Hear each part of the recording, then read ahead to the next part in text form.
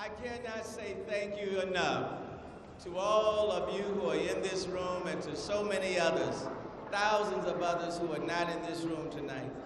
And I will tell you that whether people voted for me tonight or whether they voted for some other candidate, the reality is we are all Houston.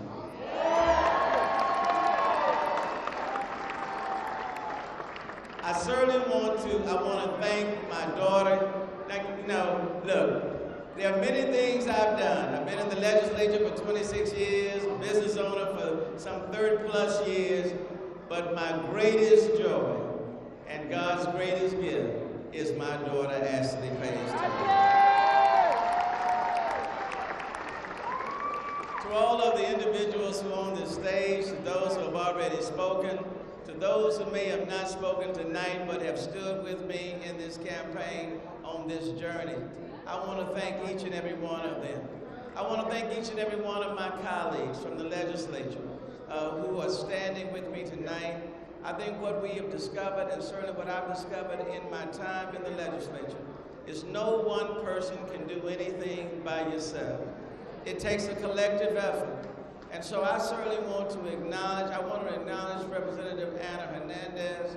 I want to acknowledge Representative Armando Wally for just being with me in this journey, and it means so much to me. I want you to know that. I want to acknowledge certain Representative Alma Allen and Representative Garnett Coleman, Representative Helen Giddings, who's here out of Dallas, Representative Boris Miles, so many other colleagues of mine who have stood here with me, block walked, knocked on doors, made commercials, you name it. I appreciate that.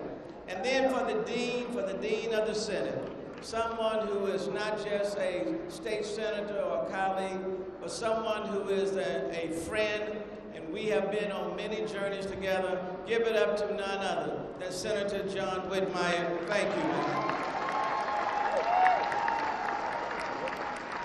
To all of the other elected officials, to the city council members, constables, elected officials on every level, JPs, regardless of what positions you may hold, I want to thank each and every one of you for your support. To the other community leaders and activists, organizations who have endorsed this campaign, certainly want to thank them.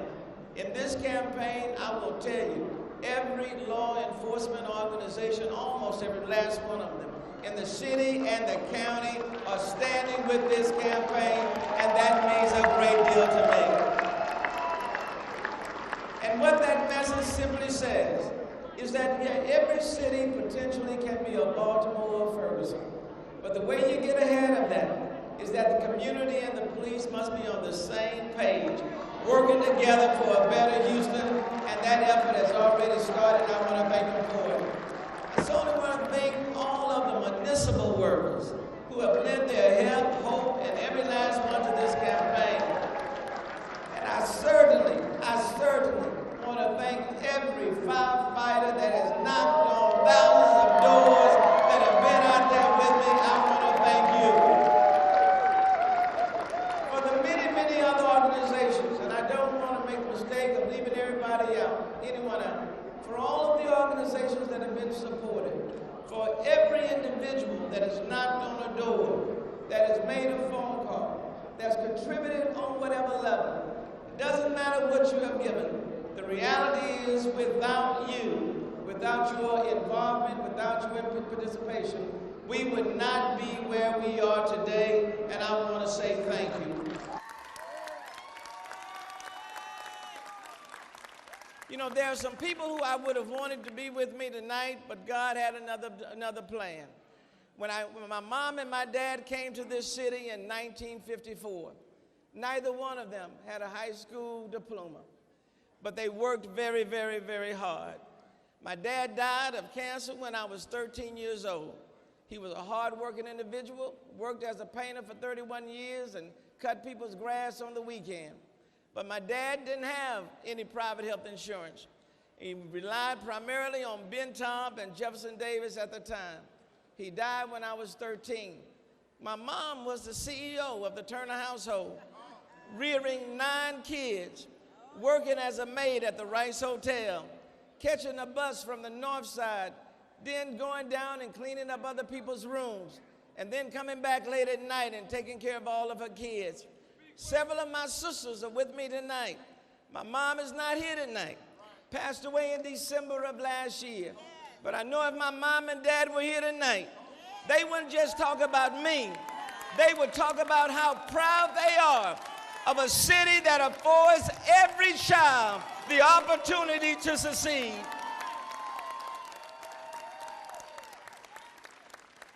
And the best way I could honor them would be to continue to provide a city where the kid in the city, regardless of who you look like, regardless of your social economic status, where every kid in this city can walk the streets of this city knowing that they have a mayor that will advocate for them every single day. The people in this city want a safe city. They are entitled to a safe city. We want to give them a safe city. The people in this city want stronger schools so that all of their kids, if they want to be mayor, they can stand on this stage regardless of where they come from. And what the people in this city want, they want a city of economic opportunities, which means we don't need a city of haves and have-nots. We don't need a city where one side is better than the other. We need a city that represents every single person that exists in this city. Let me take the time to acknowledge the people who have been in this race. Every single person in this race I know. Every single person in this race, I believe, means well for this city. And I've come to know them well, and many are friends. I certainly want to acknowledge people like Steve Costello, who has fought hard for this city on city council, and he deserves our admiration. I want to acknowledge people like Chris Bell, who has just been a tireless fighter for progressive politics in this city, and I thank him for his continued service. I want to acknowledge people like Marty McVeigh, who has talked about establishing a business plan for this city, and he has shown up every single time, showing how we can be the best without tearing down anyone. I want to acknowledge Ben Hall, who is an outstanding attorney in this race, and I certainly want to acknowledge every single person like an Adrian Garcia, who has fought hard to keep this city safe and who represents the best this city has to offer. Now, polls say that we may be facing a Bill King and a runoff, and I know Bill, and we've been involved in many forums, over 60 of them along the way. But let me just tell you tonight, this is not a race about personalities. This is a race, a mayor's race, where the race is about the future of this city versus its past. And I don't know about you, but I am running hard for the future of the city of Houston. I want you to look around tonight. In this room, you see the diversity of this city. There is no group that's better than any other. If you want to be the mayor of this city, you have to appeal to the diversity of this city. And let me tell you, the diversity of this city represents its future, where every community has value. Every neighborhood wants to be seen. Every child wants to be considered and opportunities made available. We want a safe city. We want stronger schools. We want economic opportunities. And let me tell you, making a minimum wage of $7.25 is just not going to get it.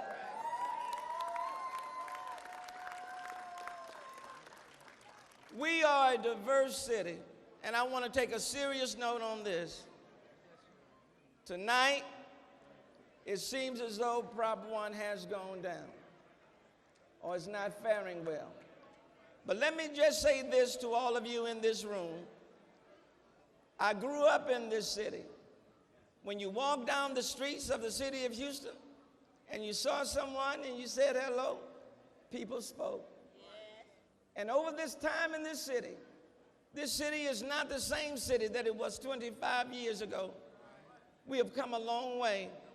We are the most diverse city in the United States. We are more diverse than the city of New York. Are you proud of that? Are you really proud of that?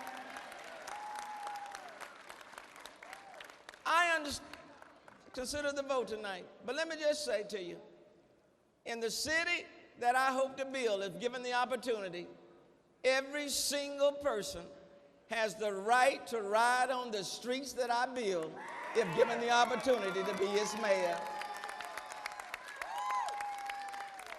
We should live in a city where no person is discriminated based on group dynamics. We should live in a city where if you work hard, if you play by the rules, you should be entitled to the benefits that this city has to offer. That is Houston's future. We are not going to go back to Houston's past.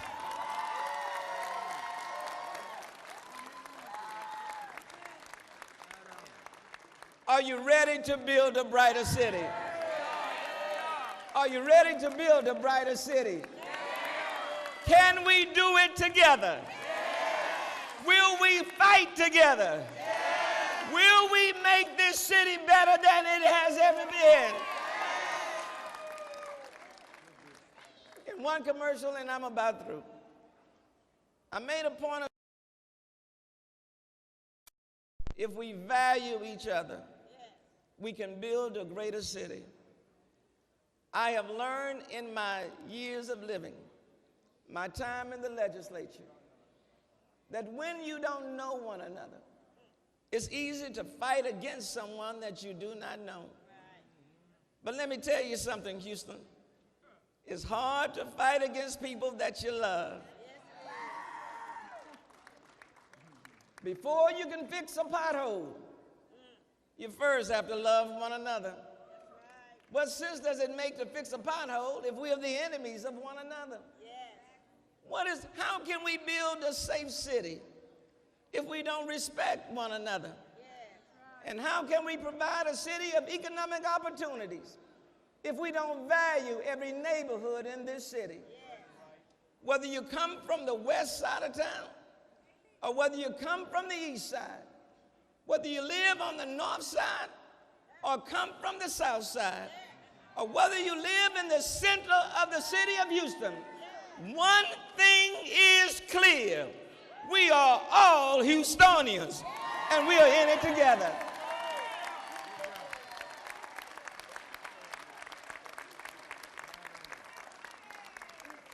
Now we have a runoff to run. I've been on this campaign trail for 22 months. I've had the time and opportunity to talk to a lot of Houstonians in this city. And you know what? What I've discovered is that all Houstonians, in many ways, we want the same thing. And I've also discovered that Houston is not a place where you focus on negativity. We don't want to be divided. We really don't. And I recognize that there are some people who believe that's the way to go. That has never really been Houston's way.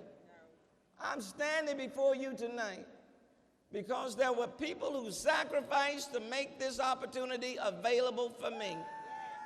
If given the opportunity, I want to build a city that says to every Houstonian, you can make it in this city, you are valued in this city, and you are a Houstonian, and be proud of who you are.